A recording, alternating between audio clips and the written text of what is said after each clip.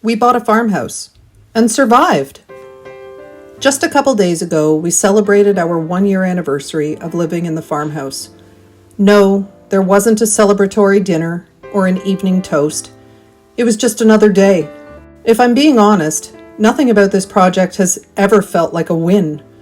I will admit, however, that being in the country setting, away from feeling smothered in a subdivision, has given me a much better space to heal in.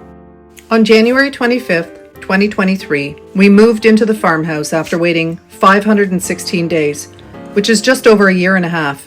Considering we were told, and were making preparations for a 6-month construction period, we were more than ready to move in. We were mentally, physically, and financially exhausted.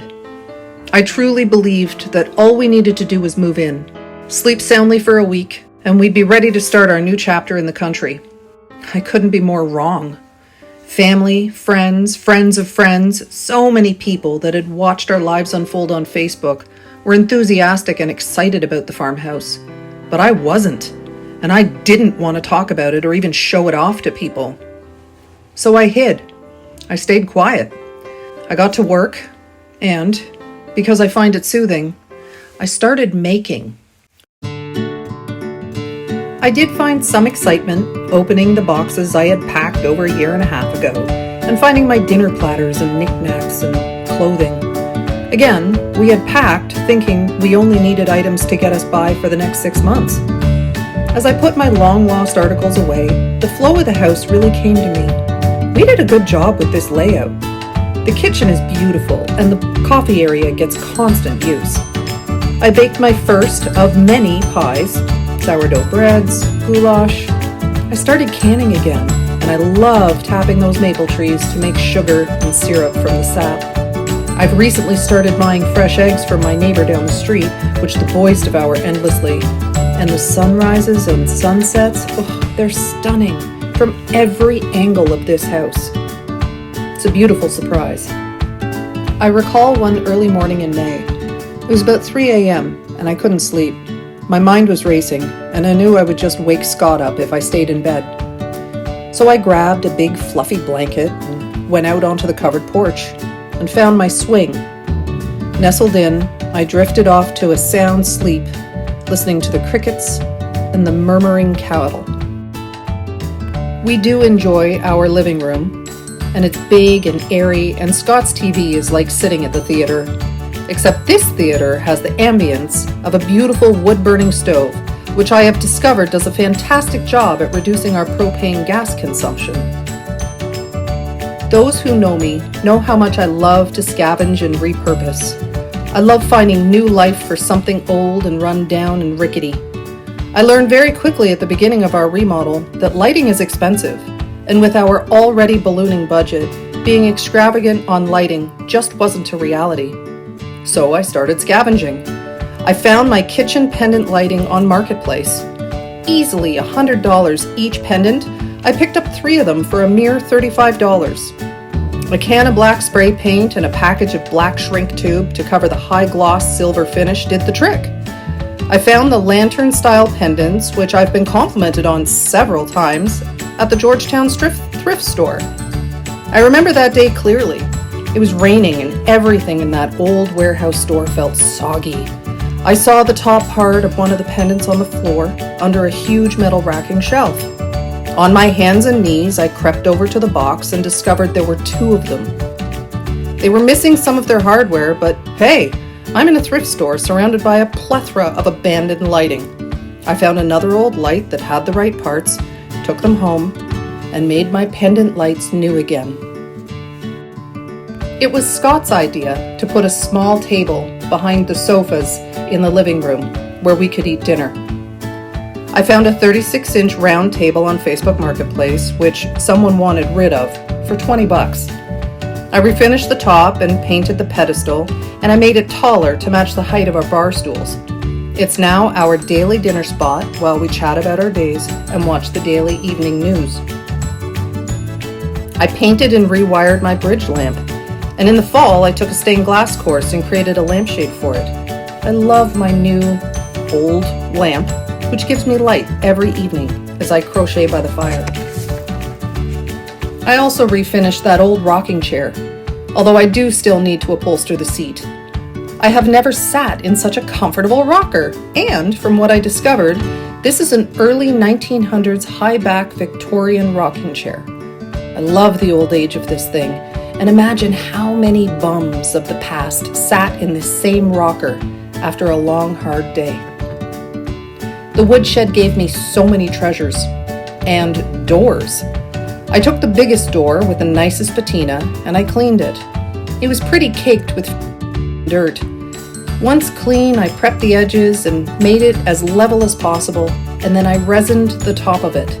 This old door has since become my office desk, where I spend my days as a graphic designer designing for my ever-valued freelance clients. I found a few old wood and plaster picture frames, 3 of which were in exceptional shape. 2 of them had original drawn portraits of the original Kerrs who had bought and farmed this land. It was best to give them back to their owners. The 3rd empty frame became a repurposed wall hanging at our entryway mudroom.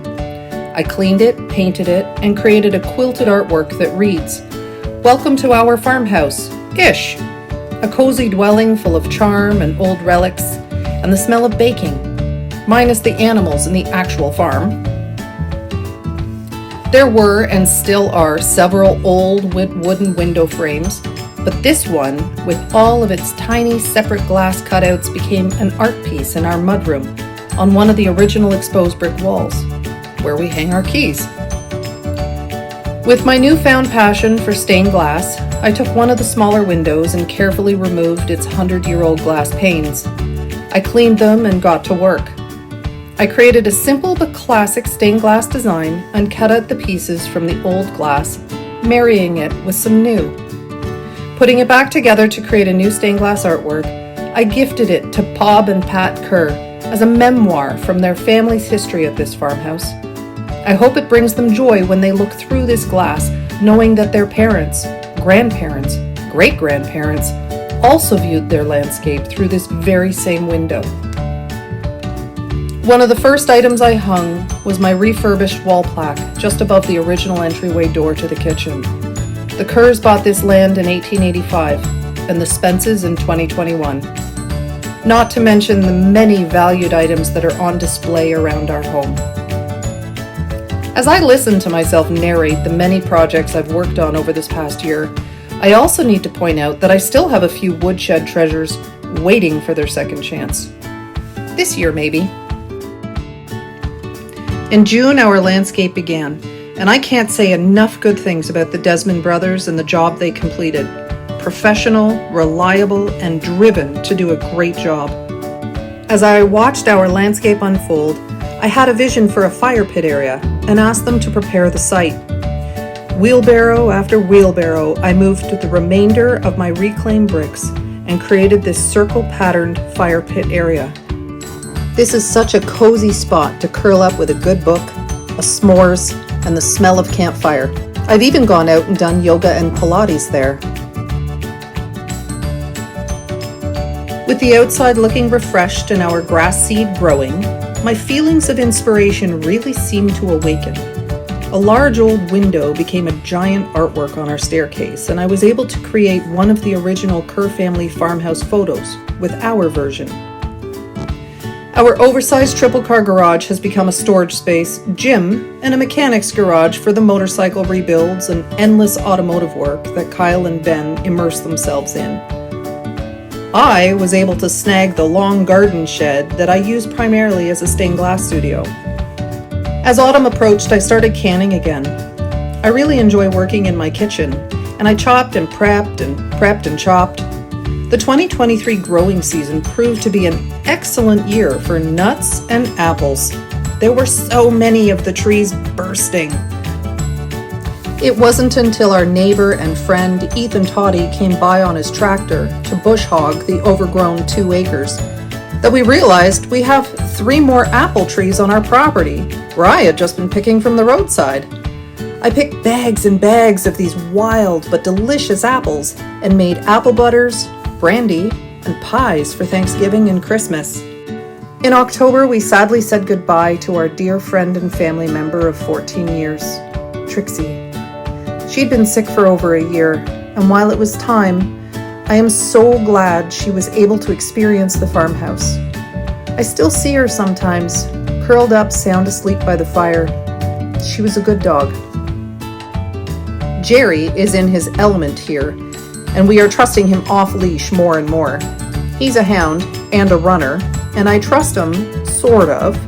I still keep an air tag on him in case he goes missing. That bark, more so howl, always gives away his whereabouts. He has become used to our neighboring cows and horses and gets right face to face with them at the fence for a big sniff.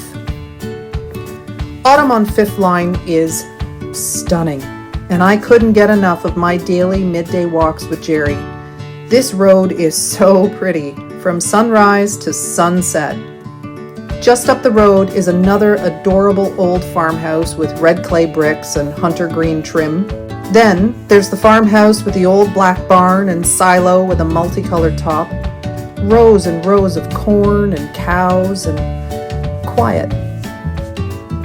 Halloween came and went, and what I really couldn't wait for was Christmas. We'd waited 2 years to spend Christmas in this house, and on November 1st, while Scott was at work, and frankly, wouldn't be able to protest, I put the tree up. I knew it was early, but frankly, I couldn't wait to see it in the spot. So now, as I wrap up the year, 2023, it was far from easy. It's amazing as you recap your story, just how much you uncover. There was a lot of work done this past year, much more than I'd realized. I still have many more plans and ideas and projects to complete. I guess that's life on the farm, or more so, life at the farmhouse. Until next year, I bid you adieu.